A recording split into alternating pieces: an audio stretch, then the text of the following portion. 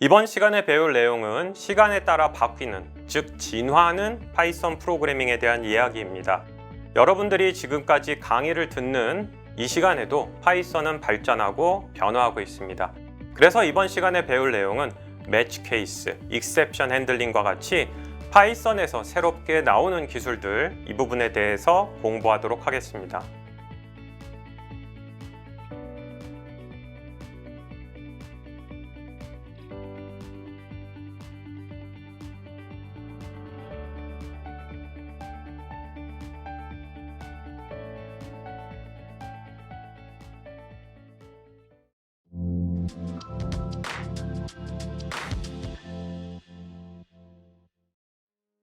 이번 챕터의 이름은 Advanced Features가 되겠습니다. 파이썬 프로그래밍 언어는 시간이 지나면서 버전도 업이 되고 따라서 버전 숫자도 올라가고 그 다음에 이제 새로운 기능이 추가되고 기존에 있었던 문제점들이 개선이 되는 계속 진화하는 일종의 생물체 같은 거라고 느끼면 될 것 같아요.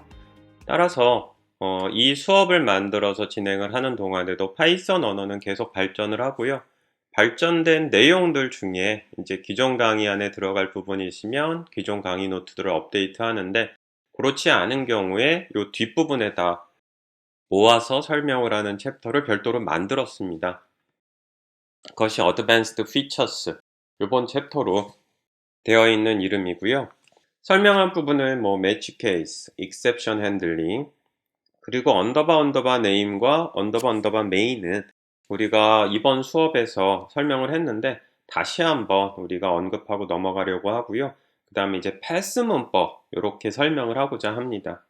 실습 자료는 Practice 22 Advanced Features가 있고요. 그 다음에 중간에 try 부분에 대한 부분은 요 w3school.com에 있는 걸 활용하기도 했고, 여러분들이 거기에 있는 걸 보면 보고 실행할 수 있는 자잘한 내용들이 많이 있어서 그것을 일단 실습 자료로 권장하고자 합니다. 첫 번째로 설명할 부분은 요 매치 케이스라는 거예요. 이제 바로 뒤에 우리가 문법을 보겠지만, 매치 케이스는 파이썬 3.10 혹은 그 이전 버전에서만 동작을 합니다. 따라서 여러분들이 파이썬을 터미널에서 혹은 아나콘다 프롬프트를 통해 가지고 실행시켜서 파이썬의 버전이 나오는 것을 봐야 되고, 3.10 이상이면 여기서 언급하는 매치 케이스를 실행할 수 있습니다. 그렇지 않으면 매치 케이스는 실행은 되지 않는 새로운 피처다라고 볼 수 있어요.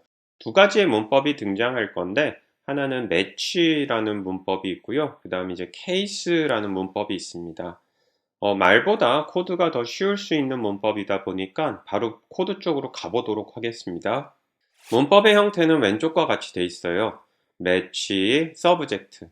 그래서 서브젝트에 해당하는 것을 우리가 이제 찾게 되는데, 서브젝트가 케이스라고 되어 있는 이 뒤에 있는 값, 예를 들어 서브젝트가 패턴 1과 같다면 그때 액션 1을 수행해요. 서브젝트가 패션 2와 같은 값이라면 액션 2를, 서브젝트가 패턴 3하고 같은 타입이라면 액션 3를, 이런 식으로 동작을 하는 것이 이제 매치와 케이스 문법입니다.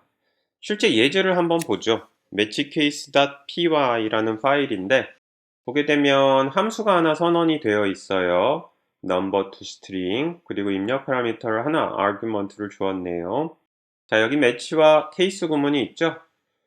매치 argument라고 되어 있어요. argument의 값이, 입력 파라미터의 값이 만약에 0이라면, 만약에 1이라면, 만약에 2라면, 0도 1도 2도 아니라면, 이게 이제 디폴트의 의미예요. 자, 그래서 argument가 0이라면 return 0를 하는 거고요.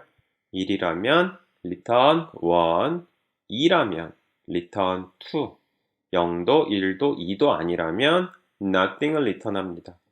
자, 실제로 호출해 봅시다. 보게 되면 프린트 구문으로 함수 호출한 결과를 출력하게 되어 있어요. 0, 1, 2에 해당하는 0, 1, 2를 호출한 부분이 있으니 이 세 개의 결과는 0, 1, 2를 리턴한다고 했으니 이 문자열이 출력이 됐겠죠? 0, 1, 2. 3하고 4를 입력 파라미터로 주면 0, 1, 2에 부합이 안 하니 여기 걸린 겁니다. 디폴트. 그러면 nothing이 출력된 걸 볼 수가 있어요. 따라서 이런 식으로 if 조건문과 if else if를 if, elif를 반복적으로 사용하지 않고 보는 것과 같이 조건문을 조금 더 모양이 구조적으로 스트럭처도 돼 있다고 얘기를 할 수 있는데 if, elif 조건문의 같은 맥락에서 굉장히 많은 조건들을 보기 편하게 구조적으로 만든 형태입니다. 사실 이 매치 케이스 문법은 말이 많아요. 나쁜 방향으로 말이 많은 게 아니고 왜 이제서야 라고 얘기를 합니다. 거의 대부분의 프로그래밍 언어들, 뭐 한 4, 50년 된 프로그래밍 언어들이 이 매치보단 스위치라는 단어를 써서 스위치 케이스 구문이라는 게 다 있어요. 근데 파이썬만 유일하게 이런 구문이 없고 그냥 if, elif만 지원을 했었는데 다행히 3.10 버전에서 이렇게 매치 케이스를 제공하게 돼서 사람들의 이제 묵은 채증을 풀어주는 그런 기회가 되었습니다. 자, 그래서 앞으로 if, elif를 사용을 해야 되는데 elif가 많이 등장해야 되는 경우라면 이렇게 매치 케이스 구문을 사용하는 것도 아주 훌륭한 좋은 프로그래밍 기술이다 라고 여러분들에게 얘기를 해주고 싶어요.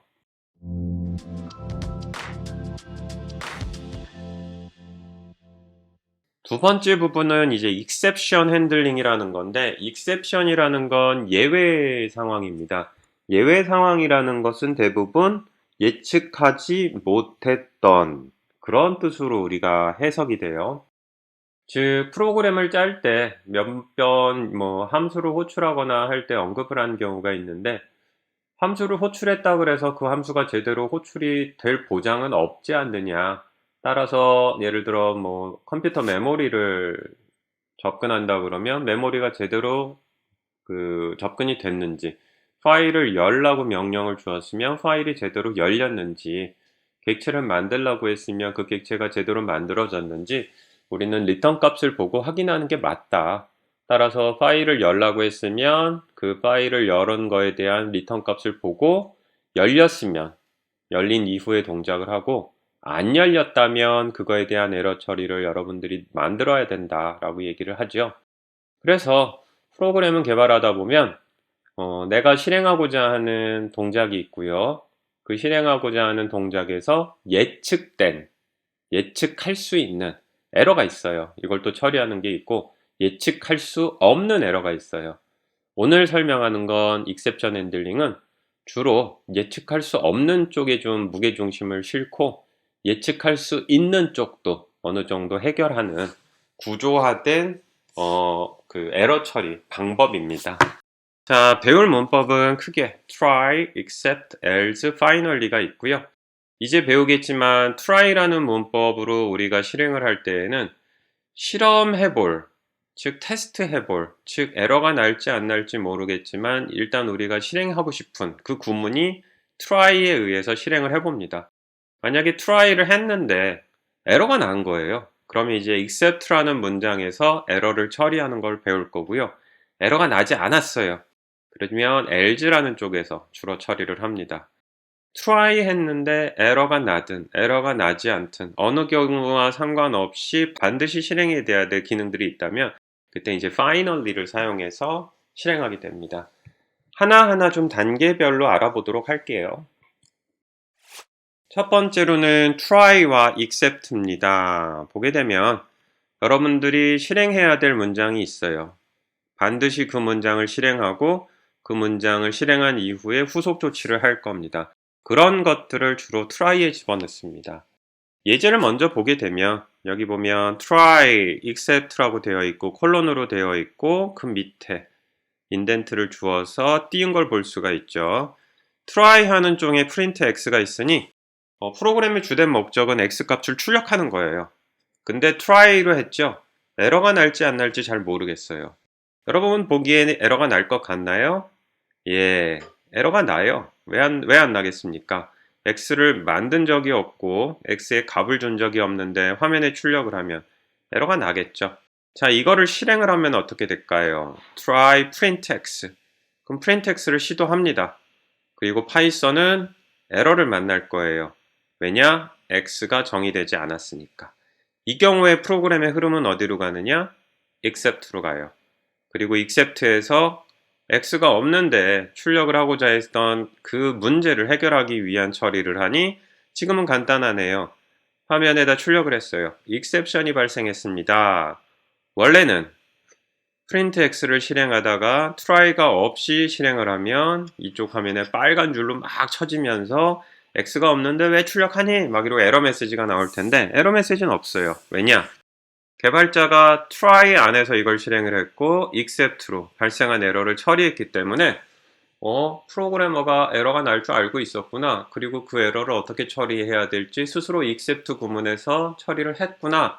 내가 별도의 에러 메시지를 띄울 필요는 없지. 이렇게 파이썬은 생각한다는 거죠. 따라서 try 구문에서 작업을 실행하고요. 만약에 에러가 나지 않으면 그럼 except도 실행하지 않아요. except 다음 줄로 가는 거고 try 구문 안에 있는 문장의 실행에서 에러가 나면 except로 가는 걸 볼 수가 있습니다. 방금 전에 봤던 이 이름을 define하지 않았는데 변수를 define하지 않았는데 출력하는 사례는 굉장히 많이 개발자들이 만드는 에러긴 해요.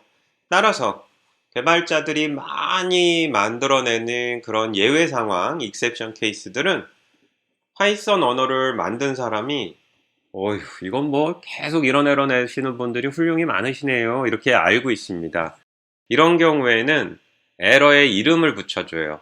현재 지금과 같이 define하지 않은 변수 x를 호출해서 에러를 만드는 케이스는 파이썬 안에서 name error, 정하지 않은 name을 호출했다는 의미로 name error라고 합니다.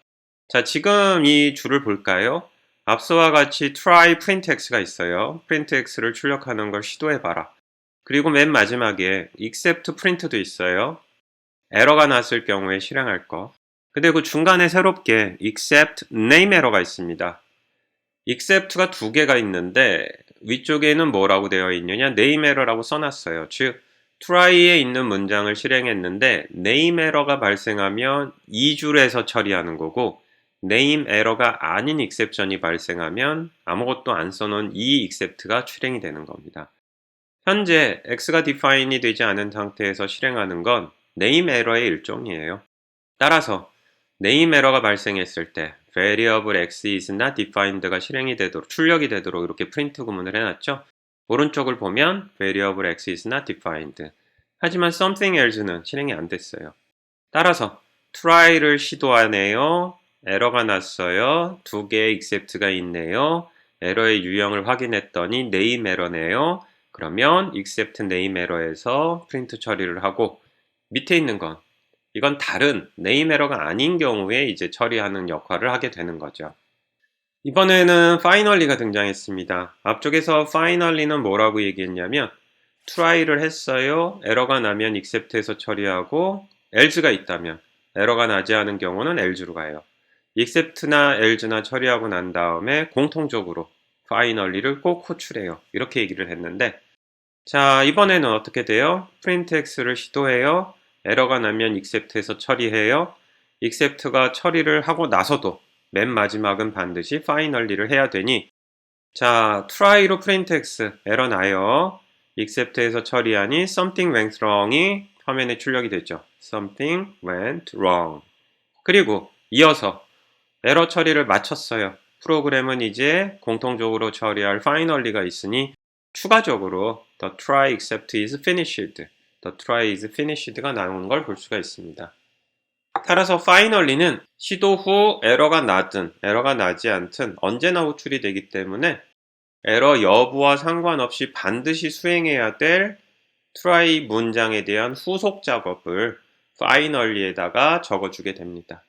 그 예제를 이렇게 추가적으로 넣은 거니 try가 있는데 또 try가 있죠. nested 된다는 거예요. 일단 nested 돼요. 자, try에서 파일을 열었어요. write를 하는데 에러가 나서 에러 처리가 있어요. 그리고 finally가 있죠. 파일을 열었으니 에러가 나던 안 나던 파일을 닫겠다라는 의도입니다. 따라서 이렇게 try, except, finally의 구조로 프로그램이 시도하고 에러 나면 처리하고 에러가 나든 안 나든 공통 처리해야 되는 부분을 finally로 처리하는 구조다. 라는 거를 기억하기 바랍니다. 자, 그러면 프린트 구문 같은 걸 사용했을 때 에러가 발생한 거잖아요. 프린트 구문 안에서 잘못된 동작을 하려고 했기 때문에 익셉션을 발생시킨 거예요. 마찬가지로 여러분들도 함수를 만들 수 있잖아요. 메소드도 만들 수 있고. 그러면 여러분들 프로그램도 입력 패러미터가 주어졌는데 입력 패러미터가 잘못 주어져서 이건 처리하면 안 되겠는데, 그리고 여러분 스스로 만든 함수나 메소드가 익셉션을 발생시킬 수 있겠죠? 당연한 거죠. 그 문법이 raise입니다. 지금 보는 것처럼 간단한 예제를 두었는데 x가 마이너스 1인데 마이너스가 1이면 안 된다는 거죠. 그래서 봤어요. x가 0보다 작다면 raise exception. 보게 되면 exception이라는 이름을 앞에 쓰고 가로 열고 닫고 문자열을 주었는데 exception도 클래스예요. 그래서 이런 식으로 exception 객체를 만들었고요. 이거를 return이 아니고 raise라는 이름으로 만들면 결국은 이 구문이 함수 안에 있다면 결국은 함수가 exception을 생성하게 되는 겁니다. 따라서 이런 구문이 함수 안에 있고 실행이 돼서 에러가 발생한다면 여러분들이 프린트를 실행했다가 에러가 난 걸 except해서 처리하듯이 이런 구문이 들어가 있는 함수를 호출한 그 문장이 try에 있다면 except에서 이 exception을 받을 수 있게 되는 거예요. 자, 이런 식으로 여러분들이 직접 exception을 만들어내는 행위도 가능합니다. 자, 그렇게 프로그램이 동작하는 문법 중심으로 수업을 진행해 왔다면 프로그램이 문제를 만났을 때 예상할 수 없는 문제를 또 만났을 때 어떻게 처리해야 될지 이런 거를 다루는 그 exception handling 부분이 있다라는 겁니다. 그래서 문법은 try 구문에서 예외 상황이 발생할 만한 코드를 실행하고요. 예외 상황이 발생한다면 특정한 예외 상황에 대한 처리는 except, error 1 이런 식으로 이름을 지정해서 처리할 수 있어요. 에러인 경우에 추가적인 정보를 더 제공하는 경우도 있어요. 그런 경우에는 except, error2 as variable. 그러면 error2 error인데 variable에 추가적인 정보를 더 주는 경우들이 있습니다. 그러면 이제 그 에러를 조금 더 잘 처리할 수 있게 되고요. 이런 식으로 에러의 유형을 정의하지 않고 except, 그럼 이제 모든 유형의 예외사항을 받아서 처리할 수 있겠죠? 예외사항이 발생하지 않으면 else라는 구문으로 예외상황이 발생하지 않을 땐 이거를 수행해라 이렇게 쓰면 돼요. except가 되던 else가 되던, 즉 예외상황이 생기던 안 생기던 try에 있는 구문을 실행한 다음 반드시 처리해야 되는 후속 절차가 있으면 finally에서 실행한다. 이렇게 문법을 이해하면 되겠습니다. try except 구문이 들어가면 결국은 여러분의 프로그램은 입력을 받아 출력을 처리하는 부분이 전체 라인 100% 중에서 한 20-30%가 되고요. 거의 7-80%의 라인은 이 try except 구문으로 채워질 거예요. 잘못한 게 아니에요. 절대로 죽지 않는 안정적 프로그램을 짜게 됐다는 겁니다. 따라서 좋은 습관이니까 일단 프로그램은 입력을 받아 출력을 만드는 행위에 집중하세요. 그리고 두 번째로는 예상 가능한 에러에 대해서 조건문과 여기에 있는 except 구문으로 처리하려고 노력을 하고요. 예상할 수 없는 문제가 발생할 수 있어요. 그때도 프로그램은 죽으면 안 되겠죠. 그러한 경우에 대해서도 이 except 처리를, exception handling 처리를 꼭 해주는 그런 좋은 개발자가 되기를 기원합니다.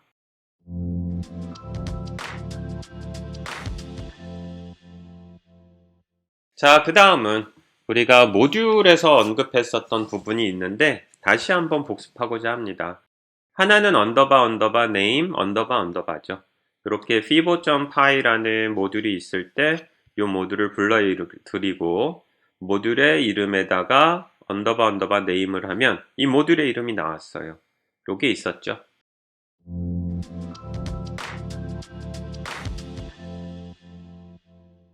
그리고 main, 언더바 main이라는 변수를 우리가 또 사용했었던 번이 한 번 있으니, 자, fibo main.py라는 파일, fibo 함수 두 가지가 있네요. 여기에 맨 아래쪽에 보니까 만약에 name이 main이라면 fibo 10을 수행한다. 이런 문장 어떻게 하는 거라 그랬죠? 우리가 파일 때, 모듈 때 설명을 했죠. fibomain.py를 임포트하면 이런 코드는 무력화되는데 fibomain.py를 보는 것과 같이 파이썬에 직접 줘서 실행하면 그때는 파이썬에게 직접 준 이 프로그램을 뭐라고 부르느냐? 탑레벨 프로그램. 즉 파이썬 프로그램으로 하나의 문제를 해결하기 위해 굉장히 많은 파일들이 필요하지만 파이썬에게 직접 전달해서 실행을 요청한 이 최초라고 하는 건 얘가 또 임포트 가능하니까 얘는 탑레벨이 되고 이 탑레벨은 본인의 네임을 호출하면 메인이 된다 라고 얘기를 했어요.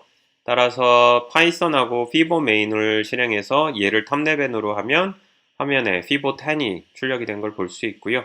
얘를 만약에 임포트 한다 그러면 얘의 이름은 그저 fibomain이 되고 이 코드는 무력화된다. 요 얘기 했던 거 유용하게 쓰는 부분이기 때문에 종강을 하면서 다시 한번 언급했습니다.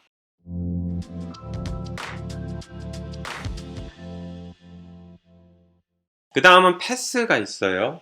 패스되는 말 그대로 아무것도 안 한다는 의미입니다. 여러분들이 프로그램을 짤 때 종종 코드를 작성은 하는데 일단은 그 코드를 비워야 될 때가 있어요. 나중에 작성하는 거죠.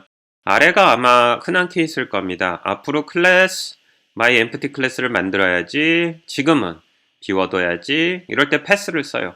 그러면 클래스는 만들어졌지만 아직 하는 일이 없다라는 거고 함수를 호출해야 되는 자리에서 while true로 무한반복이네요. 여기다 패스를 주면 일단 나중에 내가 여기다 함수를 채워가는 역할을 할 수 있는 아무것도 안 한다는 겁니다. 근데 요거를 지우면 요 클래스 한 줄만 쓰고 다음 줄 안 쓰면 에러 발생합니다. 따라서 함수도 마찬가지죠. 함수를 쓰고 본문에 아무것도 없으면 에러 발생하죠.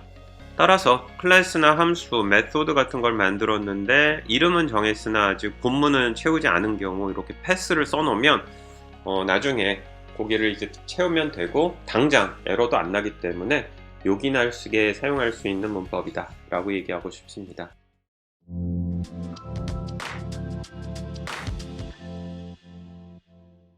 자, 요렇게 이번 챕터에서는 강의 노트 전반부에 있는 부분들을 다 만든 이후에 새롭게 등장한 내용들 그리고 강조해보니까 얘기들을 모아가지고 설명을 했습니다.